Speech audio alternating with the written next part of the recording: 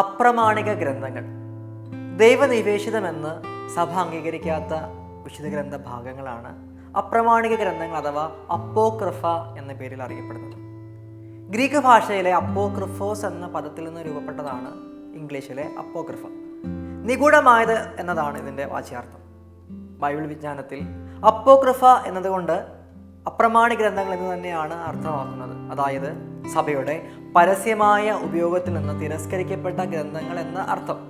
മറ്റു വാക്കുകളിൽ പറഞ്ഞാൽ വിശുദ്ധ ഗ്രന്ഥ സ്വഭാവമുള്ളതും എന്നാൽ സഭ കാനൂനികമെന്ന് അംഗീകരിക്കാത്തതുമായ ഗ്രന്ഥങ്ങളാണ് ഇവ. ബൈബിൾ സംബന്ധമായ ചില പ്രാചീന സംഗതികൾ ഇവയിൽ ഉണ്ടെങ്കിലും തെറ്റുകളും അതിശോക്തിപരമായ വർണ്ണനകളും അബദ്ധ പ്രബോധനങ്ങളുമൊക്കെ ഇവയിൽ അടങ്ങിയിട്ടുണ്ട്. അപ്പോസ്തലന്മാരുടെയും സമുന്നതരായ വ്യക്തികളുടെയും പേരിലാണ് പലപ്പോഴും ഇവയൊക്കെ അവതരിപ്പിക്കുന്നത്. പഴയ നിയമ സംബന്ധമായും പുതിയ നിയമ സംബന്ധമായും നിരവധി അപ്രമാണിക ഗ്രന്ഥങ്ങളുണ്ട്.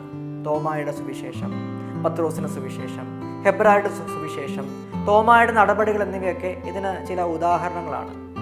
അപ്രമാണിക ഗ്രന്ഥങ്ങളിൽ വിചിത്രമായ അത്ഭുത വിവരണങ്ങൾ കാണുന്നുണ്ടെങ്കിലും വിശുദ്ധരുടെ ജീവിതചരിത്രം സംബന്ധിച്ചും ആരാധനാക്രമം സംബന്ധിച്ചുമൊക്കെ പല അറിവുകളും ഈ അപ്രമാണിക ഗ്രന്ഥങ്ങൾ പ്രദാനം ചെയ്യുന്നുമുണ്ട്.